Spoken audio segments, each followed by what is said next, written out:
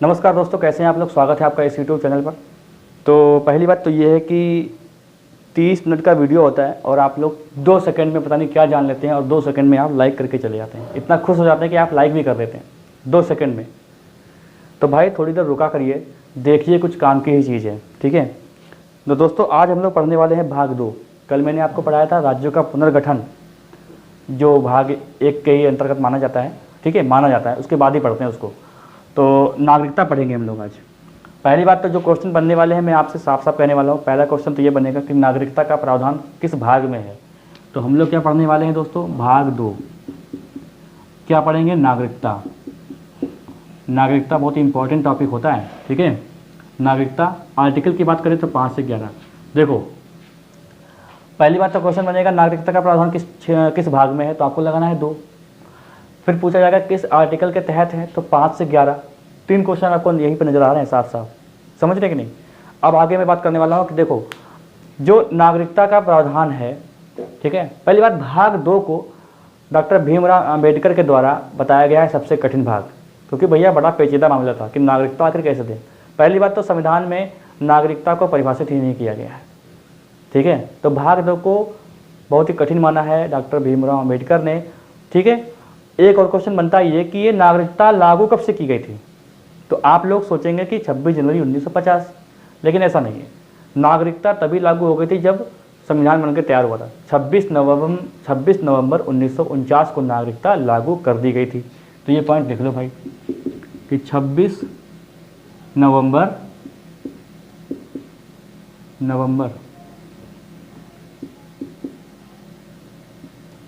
26 नवंबर 1949 को लागू कर दी गई थी।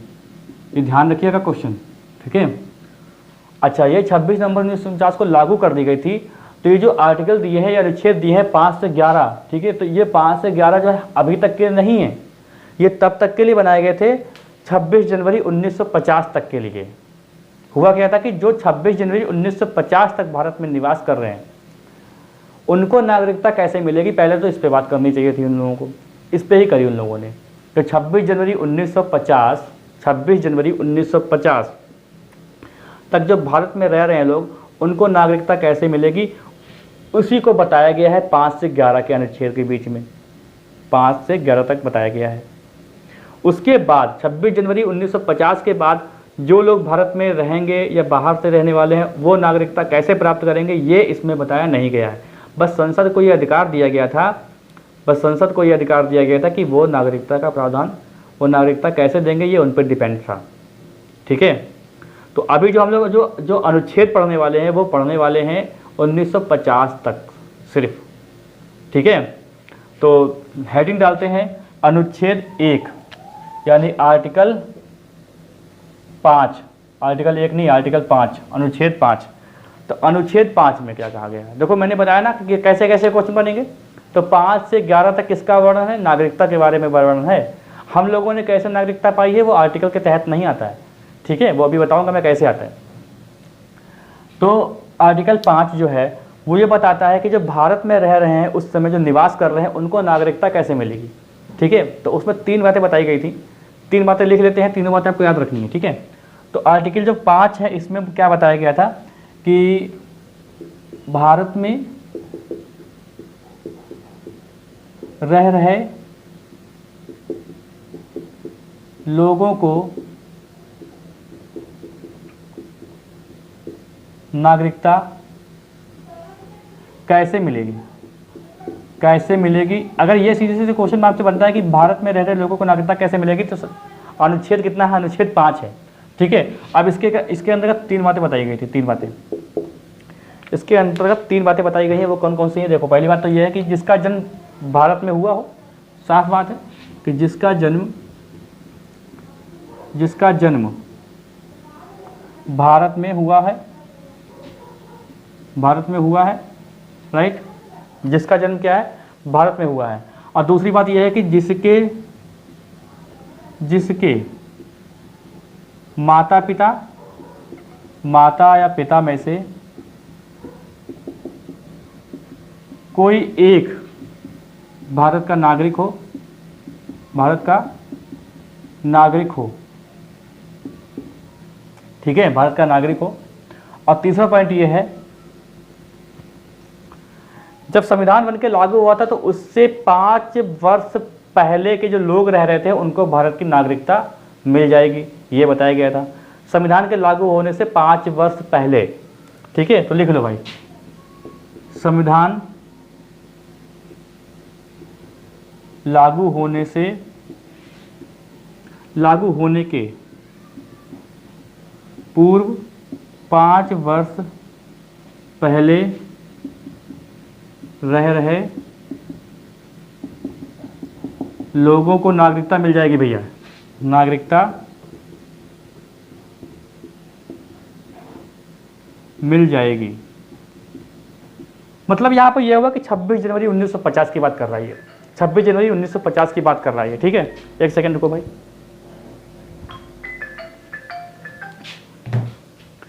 छब्बीस जनवरी 1950 की बात हो रही है कि उससे पहले 5 साल पहले अगर कोई रह रहा है लगातार तो उसको नागरिकता मिल जाएगी भाई, ये बताया गया था। तो ये बात किसकी हो गई, ये बात हो गई है अनुच्छेद 5 की, ठीक है, अनुच्छेद 5 की बात हुई है। देखो, जब आप बड़े लेवल का एग्जाम दे रहे होते हैं, लोअर पीसेस हो जाए, आपकी समीक्षा अधिकारी वगैरह, उसमें कथन वगैरह आते हैं, कथन और कारण आता है। तो कथन में अगर आपको ये दे दिया जाए कि भारत में रह रहे लोगों की नागरिकता कैसे दी जाएगी, कारण होगा अनुच्छेद 5 के तहत, सही है।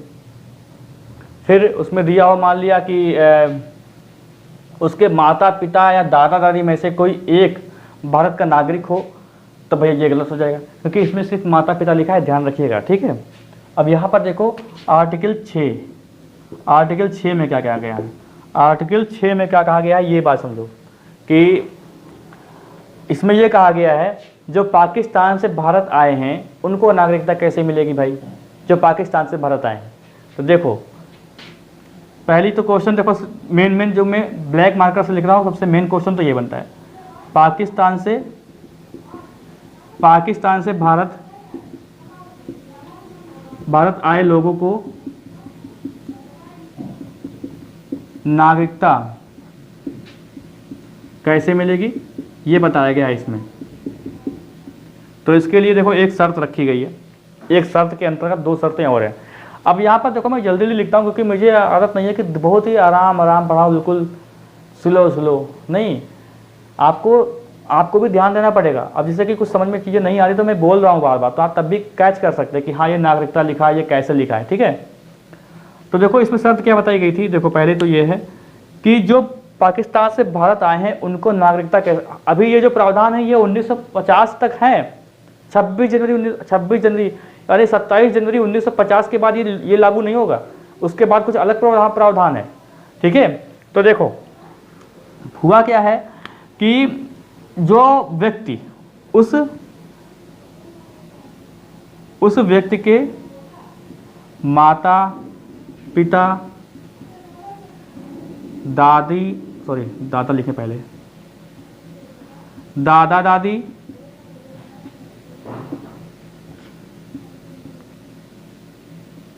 किसी, अच्छा कोई एक लिखो, कोई एक भारत का नागरिक हो, भारत का नागरिक हो, ये बताया गया इसमें। और इसके अंतर्गत भी 2 शर्तें दी गई हैं, कौन कौन सी दी गई हैं देखो। ऐसा है कि 19 जुलाई 1948 तक, 19 जुलाई दोस्तों 19 जुलाई 1948 तक अगर वो व्यक्ति भारत आता है तो उसको सीधे मिल जाएगी। अगर 19 जुलाई 1948 के बाद भारत आता है तो उसको भारत में 6 महीने रहना पड़ेगा और बाद में उसको कराना पड़ेगा रजिस्ट्रेशन, ठीक है। तो यह लिख लो, ये बात लिख लो कि 19 जुलाई 1948 तक भारत आ जाए भैया, वो भारत आ जाए।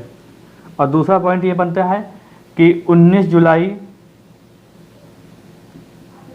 1948 के बाद अगर भारत आता है, के बाद अगर भारत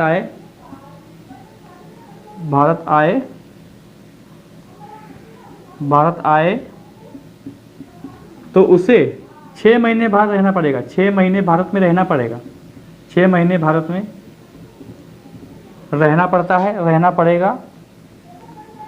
पड़ेगा और बाद में कराना पड़ेगा, और उसके बाद पंजीकरण कराना पड़ेगा, पंजीकरण कराना पड़ेगा। ठीक है, ये प्रावधान रखा गया है किसमें? अनुच्छेद में, अनुच्छेद 6 में। यार देख लो मैं चल रहा है वीडियो को।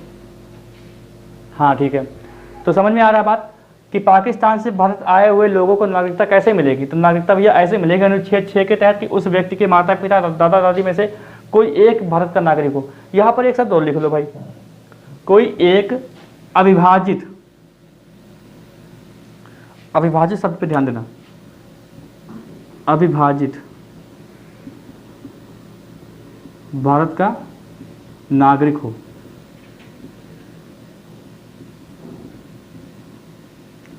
देखो ऐसा है ना कि अविभाजित मतलब स्वतंत्रता से पहले, मतलब बंटवारे से पहले आप कह सकते हैं, बंटवारे से पहले, पाकिस्तान नहीं बना था उससे पहले की बात है कि उससे पहले किसी माता पिता या का जन्म हुआ हो। अब माता पिता देखो कैसे है कि यहाँ पर एक बात ध्यान रखो, जैसे मैंने कहा दादा दादी, तो दादा दादी की बात हुई तो ठीक है, ये तो मतलब इनका जन्म तो हुआ ही होगा। ऐसा तो है नहीं कि दादा दादी का जन्म हुआ फिर माता पिता तो तुरंत ही हो गया फिर उनके बच्चों का, ऐसा तो नहीं हो सकता। लेकिन हाँ ये ऐसा आप कह सकते हैं कि जैसे माता पिता है, मान लिया अब माता पिता की शादी, मतलब उन लोगों की शादी कब हुई? 1948 में हुई, चलो मान लीजिए 1948 में हुई। अब उनका जन्म, बच्चे का जन्म मान लिया हुआ और वो पाकिस्तान चला गया, अब वो भारत मान लिया आएगा तो कैसे उसको नागरिकता मिलेगी? समझ रहे कि नहीं? मतलब दादा दादी की बात अगर आप कर रहे हैं तो चलो ठीक है भाई, इनका जन्म तो पहले हुआ ही होगा किसी ना किसी एक का। लेकिन अगर माता पिता की अगर बात आती है, माता पिता की, तो माता पिता की अगर मान लिया, देखो यहाँ दादा दादी अगर माता पिता हैं तो दादा दादी तो इंडिया के होंगे ही होंगे, लेकिन एक अविभाजित शब्द इसलिए रखा गया ताकि कोई लोग जो इसमें मतलब कोई लोग इसके लिए मतलब जो है क्या कहते हैं ना कि आवाज़ ना उठाएं कि आपने तो अविभाजित लिखा नहीं था, है ना। मान लीजिए दादा दादी इसको नहीं मिल रहे हैं, नाम नहीं समझ में आ रहा, मतलब नाम नहीं आ रहा है कहीं लिखित में कि कौन कौन, मतलब इस माता पिता के इस दंपति के दादा दादी नजर नहीं आ रहे हैं, नहीं समझ में आ रहा है कौन है कौन नहीं है। तो 1948 में या मान लीजिए कि अक्टूबर 1947 मान लीजिए, सितंबर 1947 मान लीजिए, ठीक है। तो वहाँ पर क्या कि इंडिया में माता पिता रहते हैं, इनका बच्चा हुआ चला गया पाकिस्तान, ठीक है। अब वो भारत का नागरिक बनना चाहता है तब ये प्रावधान लागू नहीं होगा यहाँ पर, क्योंकि यहाँ पर लिखा है अविभाजित, तो अब वो प्रावधान लागू नहीं होगा, ठीक है। तो ये समझिएगा, तो ये अनुच्छेद 6 में कहा गया है ये बात को। चलिए अब देखते हैं अनुच्छेद 7। अनुच्छेद 7 यहीं पे देख लेते हैं। अनुच्छेद 7 में क्या कहा गया है कि 1 मार्च 1947 जो लोग 1 मार्च 1947 को जो है पाकिस्तान चले गए थे, उसके बाद फिर वापस आए हैं, तो उन्हें नागरिकता कैसे मिलेगी? उन्हें नागरिकता कैसे मिलेगी? तब देखो यहाँ पर जो 1 मार्च 1947 को तक लिखो, तक पाकिस्तान चले गए और फिर वापस आए हैं,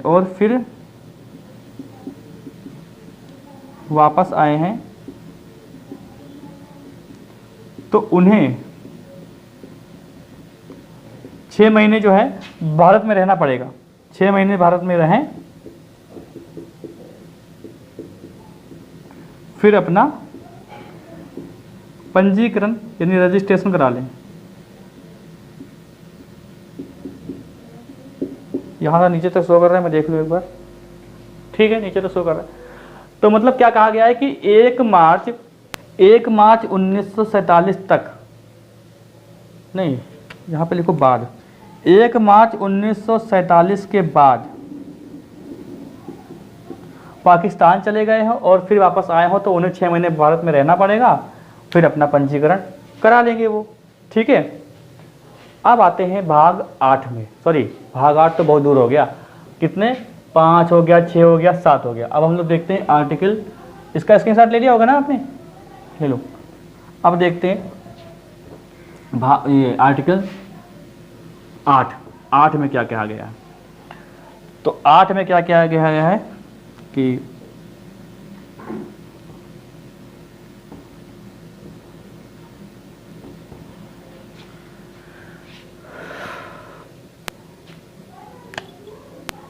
देखो, भारत के बाहर रहने वाले भारतीय मूल के लोग, ठीक है,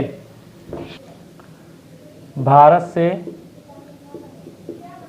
बाहर रहने वाले भारतीय मूल के लोग, भारतीय मूल के लोग, इनको नागरिकता कैसे मिलेगी? तो इनमें 2 शर्तें बताई गई थी। 2 शर्तें कौन कौन सी? देखो, पहली बात तो यह कि किसी के,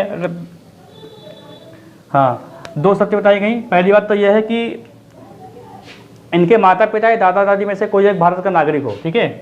तो माता पिता दादा दादी में से कोई एक भारत का नागरिक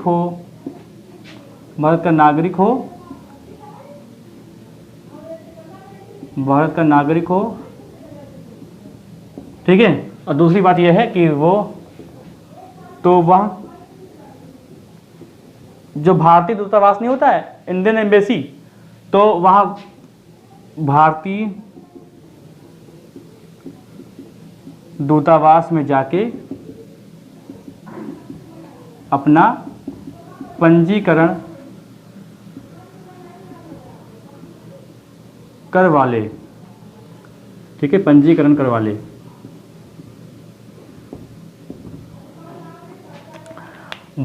अब देखो आर्टिकल 9 में, अनुच्छेद 9 में क्या कहा गया है? अनुच्छेद में 9 में यह कहा गया है कि अगर आप किसी देश की नागरिकता को स्वीकार कर लेते हैं तो भारत की नागरिकता जो है स्वतः समाप्त हो जाएगी, ये बताया गया है। तो किसी अन्य देश की नागरिकता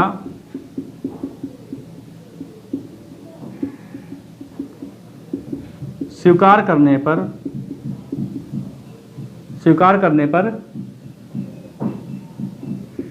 भारत की नागरिकता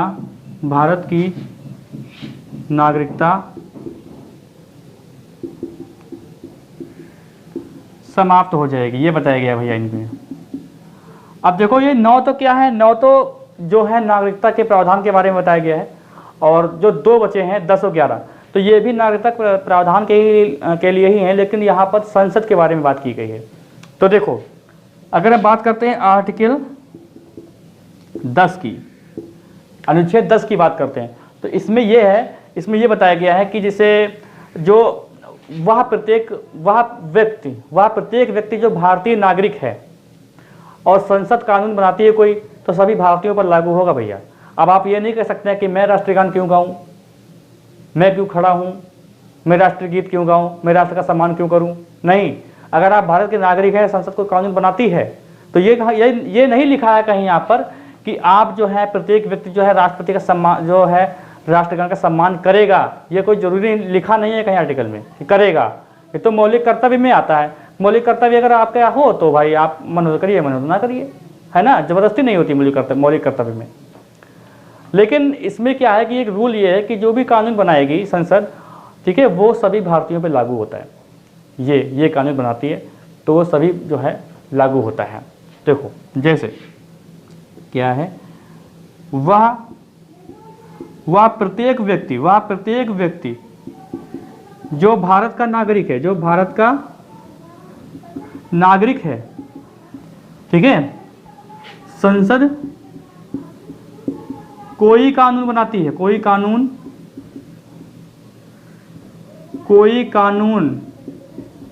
बनाती है, तो वह सभी नागरिकों के लिए मान्य होगा। अच्छा देखो, अभी ये जो प्रावधान बनाए हैं, इससे कि हमारे देश में क्या है, एकल नागरिकता का प्रावधान किया गया, ठीक है। तो मैंने आपको बताया था कि एकल नागरिकता का जो प्रावधान है ये ब्रिटेन से लिया गया है, लेकिन जम्मू कश्मीर में क्या था कि जो है क्या बोलते हैं उसको, द्वैय नागरिकता क्या बोलते हैं उसको, अरे याद नहीं आ रहा। तो जम्मू कश्मीर में 2 नागरिकता का प्रावधान था, एक तो जम्मू कश्मीर की नागरिकता, एक पूरे भारत की नागरिकता। ठीक है, जो अनुच्छेद 317 और 35 ए था वो सिस्टम अब हटा दिया गया है। तो अब पूरे भारत की बात एक ही होती है, पूरा भारत एक ही है। ठीक है, तो दोहरी नागरिकता बोलते हैं, दोहरी नागरिकता। तो दोहरी नागरिकता कहाँ है, अमेरिका में है, स्टेट की अलग होती है और पूरे देश की अलग होती है। तो ऐसे जम्मू कश्मीर में था, लेकिन अब हटा दिया गया, 370 हट गया है, 35 ए हट गया है। तो अब वहाँ पर भी ये सब नियम लागू होते हैं। ठीक है, तो क्या है कि जो भी कानून, पहले वैसे क्या होता था कि जो कानून बनते थे तो वो जम्मू कश्मीर में कुछ हद तक होते थे, कुछ हद तक नहीं होते थे। लेकिन अब पूरे अगर आप भारत के नागरिक हैं तो पूरे सभी लोगों के लिए जो भी संसद कानून बनाएगी वो सभी लोगों के लिए लागू करेगी, सभी लोग उसको फॉलो करना, सभी लोगों को फॉलो करना है। ठीक है, ये बताया गया। अब देखो आर्टिकल 11 में क्या कहा गया, आर्टिकल 11 में क्या कहा गया है। तो इसमें क्या कहा गया है कि नागरिकता, संसद को यह अधिकार दिया गया है कि नागरिकता के संबंध में कोई भी कानून बना सकती है, ये बताया गया है भाई। इसमें कोई हस्तक्षेप नहीं करेगा कोई व्यक्ति, कुछ भी नहीं, ये संसद को अधिकार है। अब संसद को अधिकार है तो यहाँ पर आपसे क्वेश्चन बन सकता है किसको अधिकार है, सुप्रीम कोर्ट वगैरह को अधिकार नहीं है। इस संसद अलग चीज होती है। ठीक है, राष्ट्रपति, राज्यसभा, लोकसभा मिलके संसद का निर्माण करते हैं और ये संसद का ही काम है कि नागरिकता संबंधित कोई भी कानून संसद बना सकती है। तो ये आर्टिकल किसमें कहा गया है, 11 में कहा गया। देखो डिटेल में पढ़ रहे हैं हम लोग, है ठीक है, डिटेल में पढ़ रहे हैं तो याद रखिएगा इसको कि क्या है कि संसद को यह अधिकार दिया गया है, इस आर्टिकल के तहत दिया गया है कि वह नागरिकता संबंधित कोई भी कानून बना सकती है। बस समझ रहे हैं कि नहीं। तो ये आपको जितने भी मैंने 5 से 11 तक आर्टिकल बताए सारे आपको पता होने चाहिए। तो संसद को यह अधिकार किस आर्टिकल में दिया गया है कि नागरिकता संबंधी कोई भी कानून बना सकती है। तो ये अधिकार दिया गया है अनुच्छेद 11 के तहत, अनुच्छेद 11 के तहत। अभी तक जो हम लोगों ने पढ़ा वो पढ़ा सिर्फ क्या पढ़ा है, 26 जनवरी 1950 तक के लिए पढ़ा है। अब जो उसके बाद जो जन्म लेने वाले हैं उनको नागरिकता कैसे मिलेगी, या भारत में रह रहे हैं या भारत से बाहर रह रहे हैं उनको नागरिकता कैसे मिलेगी, अब ये बताया जाएगा किसमें। अब ये एक आता है नागरिकता अधिनियम 1955, ये किसमें आती, ये आता है नागरिकता अधिनियम 1955 आता है। उसके अंतर्गत अब जो हम लोगों ने जो भी नागरिकता हम लोगों को मिली है वो मिली है 1955 नागरिकता अधिनियम के तहत, क्योंकि हम लोग उसके बाद पैदा हुए ना। तो नागरिकता अधिनियम 1955 आता है जिसमें अभी तक उसमें 9 बार संशोधन किया जा सकता है, किया गया है। 9 बार उसमें संशोधन हुआ है समय समय पर। कब कब हुआ है, एक देखो हुआ है 1957, 1960, 1985, 1986, 1992, 2003, 2005, 2015, 2019। 19 वाला कब हुआ था, जब जम्मू कश्मीर को मिलाया गया था। ठीक है, सॉरी इसमें जब मैं भूल गया, जो अभी क्या बोलते हैं उसको, अरे अभी जो कौन सा एक आया है एनआरसी, ठीक है एनआरसी बोला गया ना, हाँ एनआरसी, एएसी और एनआरसी, तो ये 2019 वाला है। ठीक है, तो आओ देखते हैं इसको। अब हम लोग देखते हैं भारत नागरिकता अधिनियम 1955, इसमें क्या क्या बताया गया है, इसमें क्या क्या बताया गया है। और अभी तक इसमें 9 बार संशोधन हो चुका है। कब कब हुआ मैंने बताया, 1957, 1960, 1985, 1986, 1992 और 2003, 2005, 2015, 2019। ठीक है, तो यहां पर लिखो नागरिकता अधिनियम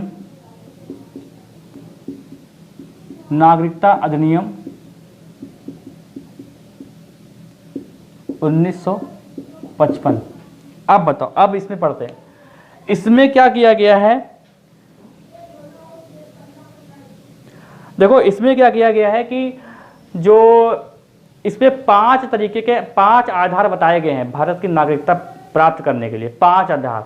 तो बस इतना लिखो कि इसके अंतर्गत, अब ये कहानी देखो क्या है, 26 जनवरी 1950 के बाद की बात है ये, यहां पे ब्रैकेट में लिख लेते हैं कि 26 26 जनवरी 1950 के बाद की बात है, ये ध्यान रखिएगा, ठीक है। इससे पहले की बात हम लोगों ने अभी आर्टिकल में देखा है 5 से 11 में। अब क्या है, अब वो चीज़ नहीं चल सकती ना, अब बहुत चीज़ बदलने वाली हैं, तो देखेंगे अभी। तो इसमें क्या है कि इसके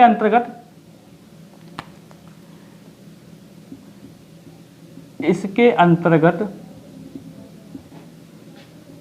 5 आधार बताए गए हैं। कितने? 5 आधार बताए गए हैं, ठीक है। अब 5 आधार वो कौन कौन से हैं, यहीं पे देखो।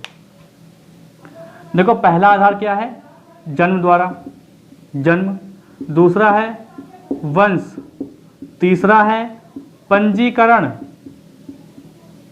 और चौथा है प्राकृतिक रूप द्वारा या देशीकरण लिखो, देशीकरण। पांचवा है भूमि अर्जन द्वारा। अब देखो यहाँ पर पहला हम लोग देखते हैं जन्म द्वारा, समझते हैं इसको। यहाँ पर लिखो जन्म द्वारा। इसमें यह कहा गया कि 26 जनवरी 1950 के बाद जिस किसी का भी जन्म भारत में होता है तो वो भारत का नागरिक कहलाएगा। देखो इसमें क्या कहा गया है कि 26 जनवरी 1950 के बाद किसी का जन्म भारत के अंदर अगर हो, भारत में हो तो वह भारत का नागरिक होगा, ठीक है। अब देखो दोस्तों, इसमें हो गई बड़ा प्रॉब्लम, नागरिक होगा। इसमें प्रॉब्लम क्या हो गई, सुनो। प्रॉब्लम ये हो गई कि भैया अगर मान लीजिए कोई विदेश में विदेशी कोई आ रहा है, कपल आ रहा है या कोई आ रहा है, तो अगर उसके कोई बच्चा होता है, मान लीजिए कि फ़्लाइट गुजर रही है इंडिया से और या फिर एयरपोर्ट में रुकी थोड़ी देर के लिए, या उसको चेंज करना है कहीं जाने के लिए, तब मान लीजिए उसका बच्चा हुआ तो क्या वो भारत का नागरिक हो जाएगा? और वो हुआ नागरिक, क्योंकि इसमें लिखा गया था कि वो भारत का नागरिक होगा। जैसे मान लीजिए कोई टूरिज्म में आया, कोई कपल आया, उसकी डिलीवरी हो गई, बच्चा हो गया, ठीक है। कभी कभी होता ना कि टाइम से पहले बच्चे डिलीवरी हो जाती है, कभी अक्सर होता ही है। तो जैसे मान लीजिए कि वो मुंबई घूम रहा है या आगरा घूम रहा है, ठीक है, तो अगर उसके बच्चा हो जाए तो क्या वो भारत का नागरिक हो जाएगा? तो भैया इस हिसाब से तो भारत का नागरिक होगा। वो अलग बात है कि वो नागरिकता यहाँ की ग्रहण ना करके अपने देश की करे, वो अलग बात है, लेकिन वो इस हिसाब से नागरिक होगा। तो ये प्रावधान कहीं ना कहीं गलत था। फिर इसमें हुआ संशोधन 1986 के द्वारा। 1986 में क्या हुआ, संशोधन हुआ एक। अब इसमें क्या कहा गया, देखो इसमें कहा गया कि जन्म के दौरान माता या पिता का भारतीय नागरिक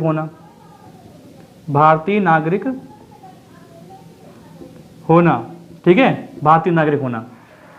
फिर इसमें एक सेकंड, ऐसा था कि इसमें क्या था कि इसमें यह भी हो गया कि जैसे माता मान लिया है तो पिता मान लिया, क्या है, पिता एक गैर प्रवासी आ गया बीच में, तब उसकी भी दिक्कत हो जाएगी, तब ये माना नहीं जाएगा। तो ये बात इसमें हुई। तो इसमें क्या हुआ, गैर प्रवासी का शब्द नहीं रखा गया। तो यहाँ पर जो एक संशोधन हुआ 2003 में संशोधन हुआ 2003 में।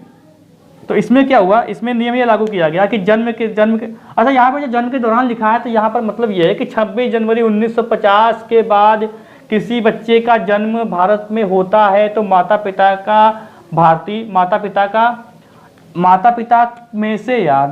में से किसी एक का, माता पिता में से, यही चीज़ें तो बहुत ही गलत कर देंगे, माता पिता में से किसी एक का भारतीय होना। अब 2003 में क्या हुआ कि यही चीज़ें लिखी गई, लेकिन बस किया यह गया कि माता पिता का भारतीय होना या माता पिता में से किसी एक का भारतीय होना, और और गैर प्रवासी ना होना, गैर प्रवासी ना होना, ये बोला गया था इसमें। ठीक है, तो यहाँ पर 3 बातें हुई कि जन्म के द्वारा कैसे मिलेगा। तो इनके हिसाब से भैया ये था कि कोई भी टूरिज्म आए, कोई भी किसी बच्चे का जन्म हो गया तो वो भारत का नागरिक हो गया, इनका मतलब ये था। बाद में संशोधन हुआ कि नहीं भैया ऐसा मत करो, किसी उसका जो माता पिता में से किसी एक को भारत का नागरिक रखो, तब तो बनेगी बात। बाद में पता लगा कि नहीं यार, गैर प्रवासी भी हो सकते हैं, गैर प्रवासी भी किसी इन दोनों में से कोई हो सकता है। तो बाद में फिर एक प्रावधान रखा गया कि गैर प्रवासी नहीं होना चाहिए। ठीक है, लिखना पड़ता है ये सब चीज़ें, मतलब कोई काट ना हो, कोई काट ना हो, इसीलिए बार बार संशोधन किए जाते हैं कि कोई काट ना हो इन चीज़ों की। चलो आगे देखते हैं, ये वंश के द्वारा, इसको ठीक है, इसको रब करते हैं। क्या है वंश के द्वारा? वंश के द्वारा क्या है चीज है, समझो इसको। वंश के द्वारा अगर किसी का जन्म भारत के बाहर होता है, ठीक है, तो उसको नागरिकता कैसे मिलेगी ये बताया गया था इसमें 1955 का अधिनियम में। इसमें यह कहा गया था कि अगर किसी बच्चे का जन्म भारत के बाहर हो तो उसके पिता अगर भारत के नागरिक हैं तो उसको नागरिकता मिल जाएगी। अब यहाँ पे गड़बड़ हो गया। यहाँ पर गड़बड़ ये हो गया कि एक तरफ बात हो रही थी कि महिला और जो पुरुष हैं उनको समानता की अधिकार की बात हुई थी। अब यहाँ पर क्या हो गया कि भाई गड़बड़ हो गया। तो पहले देखो लिखते हैं, यहाँ पर लिखो वंश द्वारा। पहले हम लोग लिख लेंगे वंश के द्वारा, वंश के द्वारा। ठीक है, लिखो इसमें 26 जनवरी 1950 के बाद किसी का जन्म भारत के बाहर हुआ है तो वह भारत का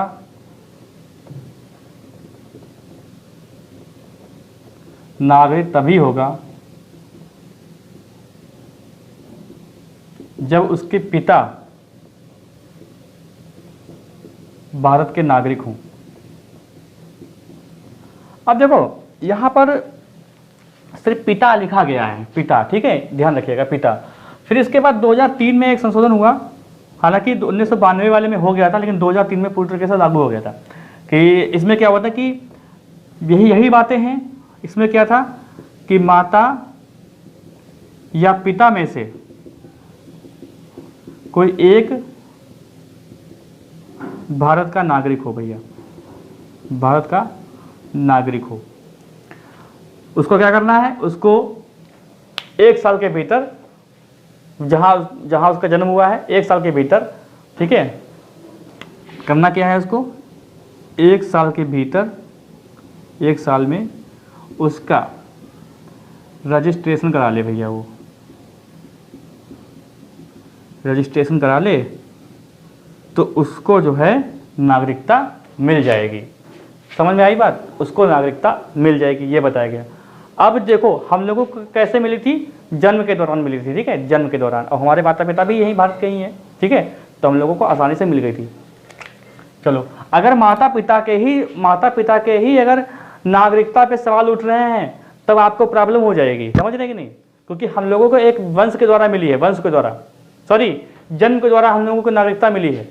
तो अगर हम लोगों के माता पिता पर ही सवाल उठ जाए कि आपके माता पिता भारत के नागरिक हैं कि नहीं है, तब भैया हम लोग खतरे में आ जाएंगे, समझ रहे कि नहीं। उनके पास भारत की नागरिकता होनी चाहिए, माता पिता दोनों की, तो हम लोग क्या हैं, हम भी भारतीय हैं, समझ रहे कि नहीं। अब आओ, अब यहाँ पर आओ, क्या हुआ यार, देखो पंजीकरण द्वारा जो बाहर के देशों में बहुत होता है, पंजीकरण कैसे होगा, देखो पंजीकरण द्वारा कोई भारतीय नागरिक से अगर विदेशी नागरिक शादी कर लेता है तो उसको भारत की नागरिकता मिल जाएगी। बस क्या करना पड़ेगा, उसको 7 साल भारत में रहना पड़ेगा, 7 साल भारत में रहना पड़ेगा, उसके बाद वो कराएगा रजिस्ट्रेशन और उसके बाद उसको मिल जाएगी भारत की नागरिकता। दूसरी बात देखो, जिसका जन्म अगर भारत में हुआ है और वो रह रहा है बाहर, ठीक है, नहीं नागरिकता उसको मिली, तो वो क्या कर सकता है कि वहाँ जाके, वहाँ पर जो एम्बेसी होती है वहाँ पर जाके अपना रजिस्ट्रेशन करवाए, बाकी और फॉर्मेलिटी जो होती है पूरी करवाए, उसको नागरिकता मिल जाएगी। भारतीय नागरिकों के जो बच्चे, जो माइनॉर बच्चे होते हैं, उनको भी मिल जाएगी, बस वो अपना रजिस्ट्रेशन करवा लें, उनको भी नागरिकता मिल जाएगी। तो ये हो जाएगा पंजीकरण द्वारा। ठीक है, तो यहाँ पर लिख लेते हैं तीनों पॉइंट कि भारतीय नागरिक से कोई विदेशी शादी कर ले तो उसे नागरिकता मिल जाएगी, नागरिकता मिल जाएगी भाई। बस उसे 7 साल, 7 साल आपको याद रखना है, 7 साल भारत में रहना पड़ेगा, रहना पड़ेगा। बाद में अपना रजिस्ट्रेशन करवा ले, रजिस्ट्रेशन करवा ले। दूसरा पॉइंट यह है कि मान लीजिए किसी का जन्म भारत में हुआ है, ठीक है, जन्म भारत में हुआ है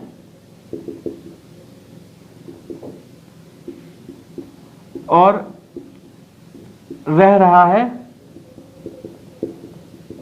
विदेश में, तो अपना रजिस्ट्रेशन करवा ले वहां पे जाके, एम्बेसी में जाके।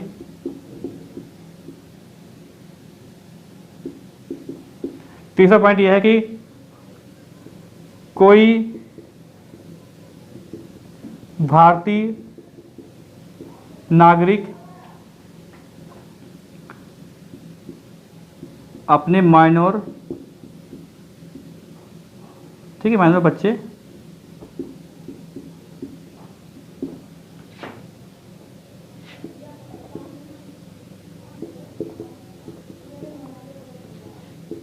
रजिस्ट्रेशन करवा के, ठीक है, नागरिकता मिल जाएगी। अब यहाँ पर जो है एक बात समझने वाली है कि जैसे मान लीजिए कोई भारतीय नागरिक हैं, तो कहीं विदेश में जा रहे थे, ठीक है, और वहाँ पर हो गया, उनका डिलीवरी हो गई, तो जो बच्चा हुआ है तो वहाँ विदेश में हुआ है, तो भारत का नागरिक है ना वो, तो वो अपना क्या करेंगे, रजिस्ट्रेशन करवा लेंगे, उनको नागरिकता मिल जाएगी। ठीक है, ये बात हो गई यहाँ पर। चलो अब आते हैं हम लोग देशीकरण पे। देशीकरण में छोटी सी बात है यहाँ पे, यहीं पे समझ लेते हैं। देखो, देशीकरण मतलब क्या होता है कि ऐसा देश जहाँ पर भारत के नागरिकों पर प्रतिबंध नहीं है, ऐसा देश जहाँ पर भारत के नागरिकों को प्रतिबंध नहीं है, उस देश के व्यक्ति को यहाँ पर नागरिकता मिल सकती है। बस वो क्या करे, अपने वहाँ के देश की नागरिकता को छोड़ दे। और जो हमारे जो संविधान में 12 अनुसूचियाँ हैं, उनमें से 8 अनुसूची में 22 भाषाओं का वर्णन किया गया है, अनुच्छेद 343 से 351 तक। तो उसके अंतर्गत जो भाषाएं आती हैं 22, उनमें से किसी एक का अच्छा ज्ञान होना चाहिए उसको, और उसका चरित्र बहुत अच्छा होना चाहिए, तो उसको भी नागरिकता मिल जाती है। तो ये हो जाता है देशीकरण। ठीक है, लिख लो यहाँ पर कि ऐसे देश जहाँ पर भारतीयों को प्रतिबंध नहीं किया गया, वहाँ के नागरिक को भारत की नागरिकता मिल सकती है। शर्तें देखो, शर्तें ये हैं कि अपने देश की नागरिकता त्याग दे, अपने देश की नागरिकता त्याग दे। दूसरी बात यह है कि 22 भाषाओं में से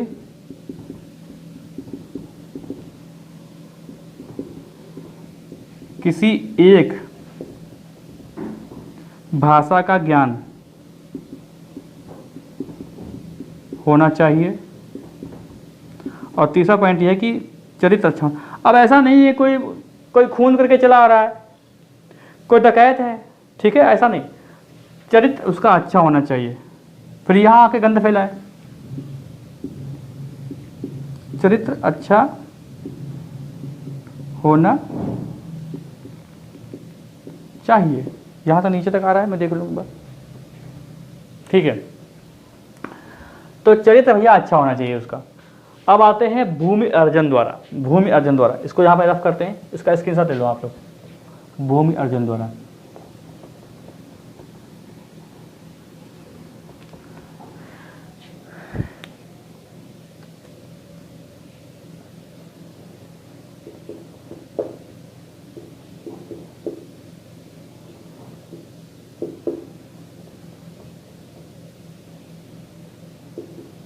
देखो क्या होता है, ऐसा होता है कि भारत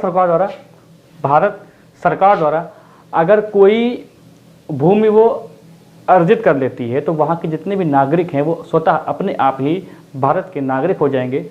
और जैसा कि फ्रांस से पौंडीचेरी को छुड़वाया था हम लोगों ने, आज़ाद करवाया था, 1954 के आसपास की बात है। तो उसके बाद 1962 में इसको केंद्र शासित प्रदेश बनाया गया था। तो जो नागरिक थे पौंडीचेरी के, वो अपने आप ही भारत के नागरिक हो गए थे। ये एक नियम बताया गया है किसमें, 1955 का नागरिक अधिनियम, ठीक है। तो यहाँ पर देखो क्या है कि भारत सरकार अगर कोई भूमि, कोई बाहरी भूमि या कह लें या अंदर ही कह लें, कोई भूमि लिखो, कोई भूमि अर्जित कर लेती है तो वहाँ के नागरिक अपने आप भारत के नागरिक हो जाएंगे, ठीक है। मतलब क्या है, जैसे कि मान लीजिए कि एक पीओके वाला है हिस्सा, हम लोग उसको अगर कब्जा लेते हैं तो वहाँ के जितने भी नागरिक हैं उनको कुछ नहीं करना पड़ेगा, वो सब हमारे ही नागरिक हो जाएंगे। वो समझ रहे हैं, कोई क्षेत्र अगर हम लोग कर लेते हैं अपने अंडर में, बाहरी क्षेत्र कर लेते हैं, तो वो अगर वहाँ हमारे अंडर में आ गया वो, तो वहाँ के नागरिक अपने आप ही हो जाएंगे, उनसे पूछना नहीं पड़ेगा, वो अपने आप ही हो जाएंगे, ना उनको कुछ करना है, अपने आप ही बस भारत के नागरिक हो जाएंगे वो लोग, ठीक है। अब आते हैं कि नागरिकता समाप्त कैसे होगी, ठीक है। नागरिकता समाप्त कैसे कर सकते हैं वो, नागरिकता समाप्त, देखो पहला देखो क्या है, परित्याग, दूसरा क्या है, बर्खास्त, ठीक है, और तीसरा क्या है, तीसरा है आपका वंचित, ठीक है। परित्याग क्या है, देखो परित्याग ये है कि आप अगर भाई किसी दूसरे देश की अगर नागरिकता को चाहते हैं तो भाई आप क्या करें, आप अपने इच्छा के अनुसार भारत की नागरिकता को त्याग कर देंगे, ठीक है। दूसरी बात यह है कि अगर आप किसी देश की नागरिकता स्वीकार कर लेते हैं तो आपकी नागरिकता भारतीय नागरिकता बर्खास्त कर दी जाएगी। तीसरा पॉइंट ये वंचित मतलब क्या है कि जैसे वंचित का मतलब क्या हो गया कि जैसे कि आप कोई विदेश गए और वहाँ पर आपने 7 साल से ज़्यादा वहाँ समय बिता दिया, 7 साल तक आप भारत नहीं आए, तो 7 साल तक अगर आप भारत नहीं आए तो आपकी भारत की नागरिकता आपकी समाप्त कर दी जाएगी। ये आप ध्यान रखिएगा। अगर आप विदेश जाने वाले हैं और वहाँ पर 7 साल से ज़्यादा रुकने वाले हैं, 7 साल तक आप भारत नहीं आए तो आपकी नागरिकता समाप्त कर दी जाएगी, आप भारत के नागरिक नहीं रहेंगे।